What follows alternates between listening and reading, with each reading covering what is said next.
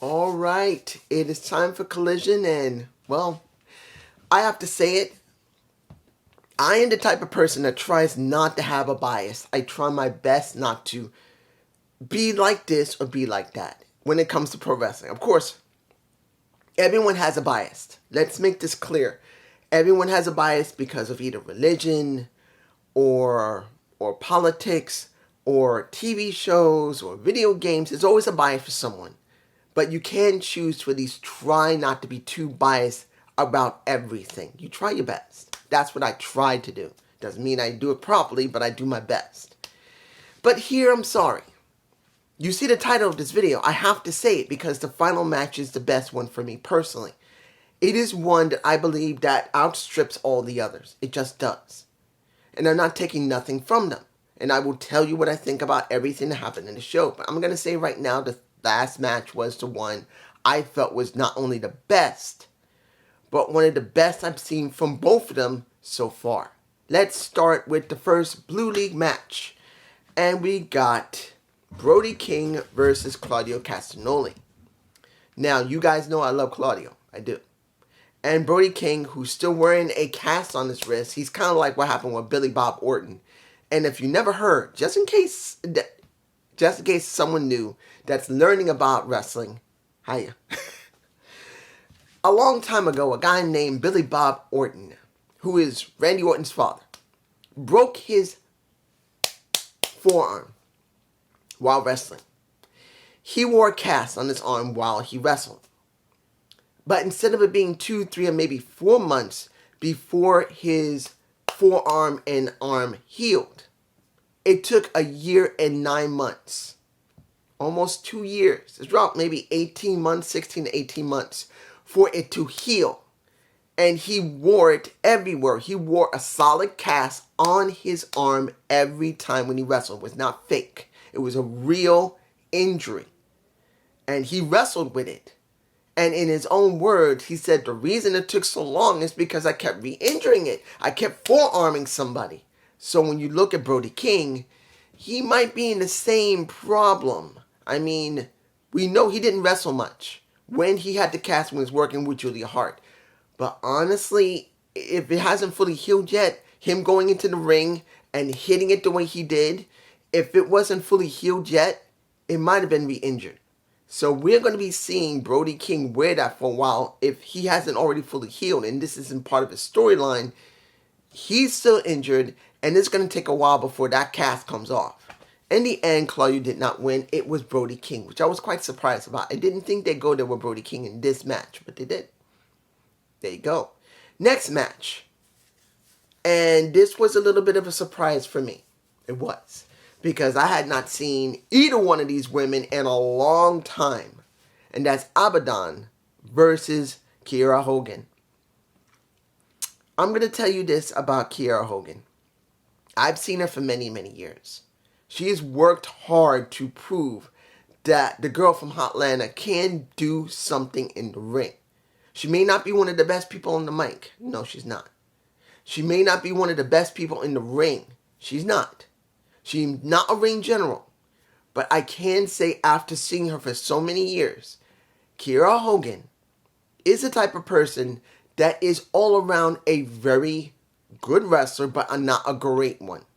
She's never really been able to really show what she can do because everywhere she's gone, she's always been kept in this spot. Look, she's a woman. She's a black woman.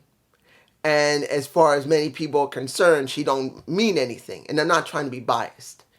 Because women are treated that way. So are men. They don't really see the value of the person unless either they go somewhere else and they really are finally given that break to really go with the ball. Or they have to make their own break. And in many cases, it's very difficult to do. And it doesn't make a difference if you're black or not. You can be white, you can be Spanish, you can be Asian, you can be Indian. It is very difficult. She's in that little niche where she was an Impact girl for many years, TNA girl. She comes to AEW, and they really didn't do much with her. Look, she was with Jade Cargill in the Baddies, and I said it 100%. If anybody remembered, I said one or two things. I said They better do something with Red Velvet, and they better do something with Kiera Hogan, or they're just going to be background players that do nothing but just make Jade look good. And what happened? They never did much with either one of those women, and they became background players until literally there was no one left for with Jade Cargill. There was no one left for her to work in the TNT title picture. No one. The only ones that was left was Red Velvet and Kiera Hogan. And when Red Velvet got injured and came back, that's when they went with her. But before that, they did Kiera Hogan. That was it. So I see her here still working for AEW. And I got to be honest here. And this is not trying to be biased because I do Impact reviews. But at this point, if her contract is near expiration, she should just drop it and go back to Impact Wrestling. It's about to reboot to TNA. Maybe she will do that. Because, simply put, what does she have in AEW? She's not really doing much. Honestly. Mackenzie Miller, who has been working in NXT for quite a while, who is married to, and I just found out because she left a posting. She's been released. She's done. My guess is either she's going to go to AEW or she's going to go back to Impact Wrestling. I do believe that. Before they go to TNA, she will go and approach them and she'll say, hey, can I work with you again? Well, question's going to be, since she's not a competitor, will she be allowed to be on TV? That's going to be a big question. As a interviewer, I don't know what the contract is going to be. There's a good chance that she will not be allowed to do anything for 3 months due to the fact of how the contract is, so she won't be on TV. So she'll have to wait until, December, January, February into March before she might be able to go back to TNA at the time, in the future, and see if they'll let her come back. But we got Gia Miller there now. My girl with the thick ass. And I'm going like, what is Gia going to do? If Mackenzie comes back, is Gia going to be promoted to something? I don't know. But pretty much, you look at Kiera Hogan, she should go back. Now, Abaddon. Let's make it clear. Am I into Abaddon as pretty much a zombie? That's what she is. She has a distinct look. But because they rarely did anything with her. Yes, they did some with Hiro Kushida over a year ago with her. Well over a year ago. But literally, with her and the Hiro Kushida didn't really get very far because she stayed on Dark and Dark Elevation. So I didn't really see anything with Abaddon, even though she had a very distinct look. And we get this match. And you can see that Abaddon has been improving. She's improved from the last time I saw her. Kiera Hogan, as I said, is all around a good wrestler. All around a good, able to talk, able to hold a persona to a certain extent, her character. She does a good job. But you saw in this match, Abaddon looked better than she did. She was sloppy before. Look, let's make it clear. She's a short little woman with a pair of boobs and a thick butt. No different from Kiera Hogan. But when you look past that, what do you have of her with the makeup and the way she looked? She was wearing all black, showing a lot of titty, and showing the curves that she's been born with. What do we get from Abaddon?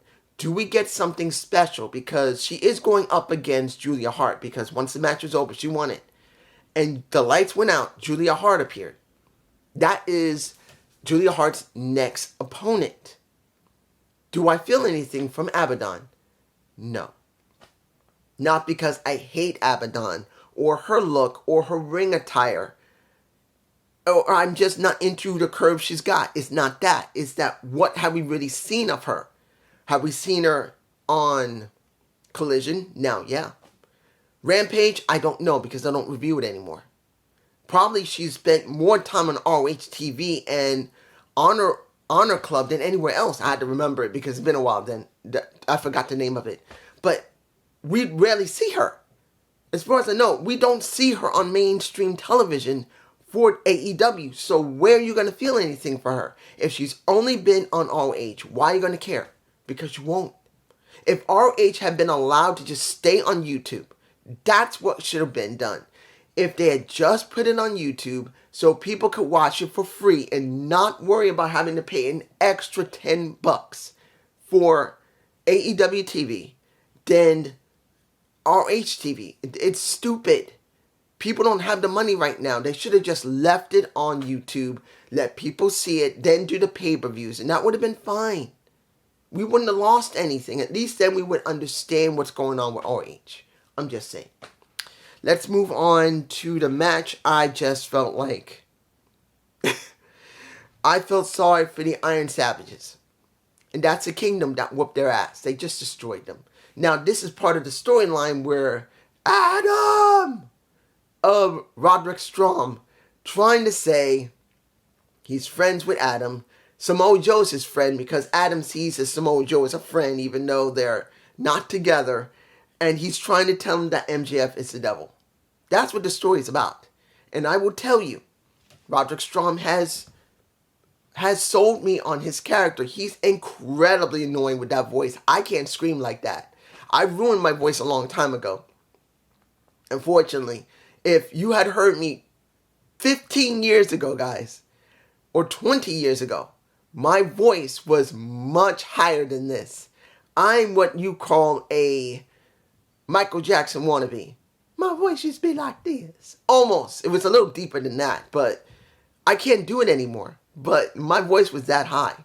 It's just my throat got messed up when I used to whistle from my throat and I used to yell a lot. So now my throat is messed up permanently. I damaged my vocal cords by screaming when I used to. And whistling with my throat. Yeah, I used to whistle with my throat. That's something you don't usually do. I can't do it anymore. But I'm telling you, seeing Roderick Strong, he has sold his gimmick. And when the match was over, he ran in and just... that was it. And then broke the wheelchair when he ran back out. It works to a certain extent that we know that Roderick Strong has to be involved with the devil. It does not mean that he is the devil. I'm hoping that it's not who I think it is. And it's Bobby Fish. I'm hoping. I have this weird feeling Bobby Fish is coming back to AEW and he may be involved in it. And it's not MJF. It's not Adam Cole. It's Bobby Fish. I would be really upset if it was. Honestly. My guess is Roderick Strong himself. But you get my point. Next. Van Kingo versus Kip Sabian. Let me give you this. Do I care about Van Kingo? Yeah. As the Mega Champion for AAA, he has credibility. I've seen him multiple times now, so I know what he can do. And he is an exceptional high-flying luchador. He is. He is very strong in high-flying. The way he can do his twisting flips are way better than Commander and is on par with Rey Fenix. That's where it comes down to for me personally. I recognize that. I may not be a heavy high-flying wrestler fan. I'm not. But I can recognize talent. So Van Kingo is that damn good. He's better than Commander. And I'm not taking anything from Commander. He's still young in the business, but Van Kingo is just better. And when you see him against Kip, I mean, I've never been a big Kip fan. Yes, Penelope is someone I wish I could marry myself. That little bastard married her. She's gorgeous, and for what I understand, she's exceptionally sweet. Not all women are that are in wrestling. Let's be honest. Some of them are friendly. Some of them are nice. The ones I've always mentioned, I've heard, they are incredibly sweet. For what I understand. Very friendly, incredibly sweet. Of course, when it's time to be bitches, they will be bitches when it's necessary. So Penelope, she's supposed to be really sweet. Very sweet. I don't know. I heard, when did I saw on a site that, it was a fan site. They said that she's terrified of mice.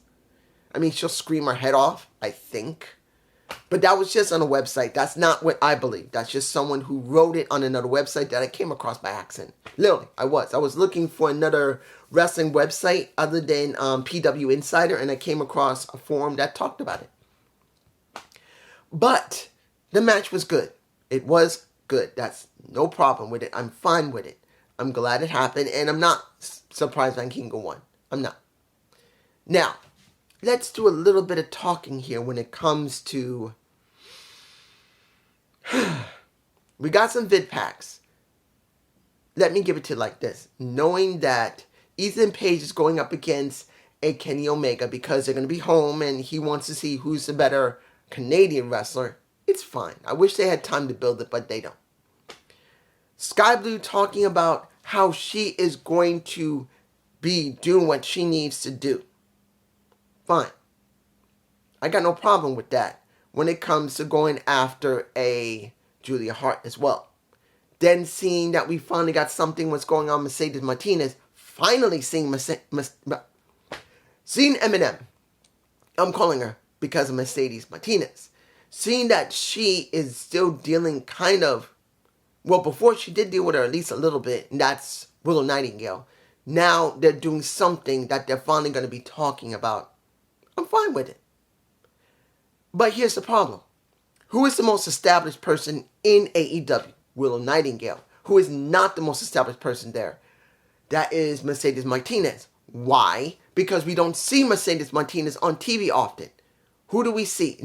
Let's make this clear. Who do we see? And I am not forgetting about Toni Storm and what she talked about. I'll get that in a minute. We see Toni Storm. We've seen pretty much Willow Nightingale, Julia Hart. Yes, we've seen a Sky Blue. We've seen a on and off Ruby Soho. Mostly Ruby Soho. More than we've seen a Saraya. We have not seen a Jamie Hayter. She's still hurt. Thunder Rosa is still hurt. And a Britt Baker who's not there right now. She's there. She's just not in front and center. But that's it. This is it. And I'm going like, you got all these other women. You're not doing anything with them. Again, when it came to Emily Sakura, a woman that is trying to be a queen, you don't even book her correctly. You don't even push the queen gimmick for her. She just walks out with the queen gimmick, throws her cape at security every single time. I feel nothing from her. Hiroko Shida is established. She's another one, but she's been established for a long time. I don't even count her. It's upsetting to see they got all these women and they're doing nothing. They got Athena and they're doing nothing. They got, if I'm right, they got Athena. They still got a Taya Valkyrie who's not been on TV unless she's hurt. She's not doing anything. Why are you not bringing out Taya? You're not bringing out Selena Deep. You're not bringing out a Athena. I don't care if she's one of the longest reigning ROH champions. Do something with her on mainline TV. You don't have a you can make one of those women the head of Collision. I'm sorry. Yeah, Julia Hart is the head of Collision right now. But when you want that to be dropped, I don't want to see a Chris Statlander again because they're doing nothing with her. Moving on. Final match, which was the best match of the night. Oh wait, almost forgot about I was about to say tasteless Toni Storm, which I think I will call her that. She is tasteless Toni Storm. She is a diva. She is a 1940s to 1950s movie star. Let's make this clear. Do I love her? Yes, she's tasteless. I adore her. She's one of the only women that has been booked to have a real character. Literally. And she made it very clear, talking about Sky Blue, because Sky had bothered her. She made it very clear, you're messing with me. And you're going to learn a lesson. And as Sky said, I'm going to teach it to you. I'm going to put my chin out, my tits up, my chin up, tits out, and I'm coming for you as well. So we're getting that from a tasteless Toni Storm. No, I love that she's in black and white. I love that Luther is holding her title. I love that she's wearing what she's wearing. That is basically what a prima donna would wear. This is one of the best characters we have in AEW. She just is the best built. And I love it. And I can't wait to see what they're going to do once she gets past Sky Blue, because there's the thing. We know eventually they're going to be dealing with Sky Blue. She's going to deal with her at World's End. But what comes afterward? That's the question. Now, I know I can talk about Moxley, but I'm going to leave it because he's in a tournament. There's no point. And I wanted to make a video of Sting. I have not made it yet. I'm going to see if I can make it tomorrow because honestly, I'm kind of pissed off because I feel embarrassed. But for me personally, I'm no big cook. But for the last couple of days, I've been pissed because I ruined brown rice twice in my rice cooker, and I got myself pissed off so. Oh, I followed the instructions. I even looked on YouTube to see what I need to do, but for some reason, in my rice cooker, when I follow the instructions in the book and what's on YouTube to try and make it come out right, it comes out garbage. And I gotta throw it out. But anyway, final match, which was the match that I love. And I know, dude, you're forgetting, what about Miro and CJ? I'm leaving it. I don't want you to think I'm forgetting about Miro and CJ and Andrade El Idolo. Because even though the match between him and, well, let me give it to you like this. I know I skipped that match. Because I legitimately did it. Because I would have had to try and connect and Miro and CJ together. But I'm not taking anything from the match. I will tell you it was a great match. Andrade won it. But I'm not going to talk about Miro. I'm not going to talk about CJ. I want to see what's going to happen in the next couple of weeks. Guys, it's easy to say it now. It's still early. This is the first time we actually seen him face her and talk about it directly in her face like that. I know they've seen each other in interviews. But this time it was a lot longer and I'm leaving it. But this match. This was the best match of the night. Bryan and Eddie Kingston. Let's make this clear. Everyone loves Eddie. This is where I still understand. I do not understand Tony Khan. Eddie, when he came in, people were already interested in him. Eddie came in, dealt with Moxley. People were really beginning to get behind him a little bit. Eddie dealing with Pride and Power. Is building more and more. Eventually, when he came to Claudio Castagnoli, that's when people really fell in love with him. People love Eddie, and they still won't go anywhere with him in the world title before MJF took it. The TNT title before a Christian Cage took it. They could have done something with him. He had something for Punk left. That Punk could have put him over. CM Punk could have put him over. Samoa Joe could have put him over. Bryan Danielson could have put him over in a way that could have validated him more than he ever could have been. No. So now he's in the tournament. He's lost twice because the match is obvious. He lost. Good match. Good, very rough match. They were being hard on each other. Let's make it clear. This was a rough-ass match that they both were being hard. Really hard on each other. The chops were so loud, it was like a damn gunshot going off. It was that loud, you could hear it through the mic. It was that loud. It's not like someone hitting their leg. That was such a hard chop he gave a Bryan Danielson. Not even talking about Bryan Danielson giving him back. It was that loud. That is something you don't hear all the time. I mean, yeah, you can hear it, but it makes you think you could feel it if you're there. So, for me personally, this was the best match of the night. Was it the best match of the tournament?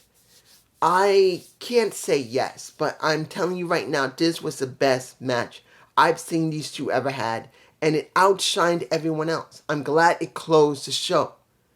Understand, Eddie already lost law. Look, the story of Eddie Kingston is not too much different than my own. He has depression.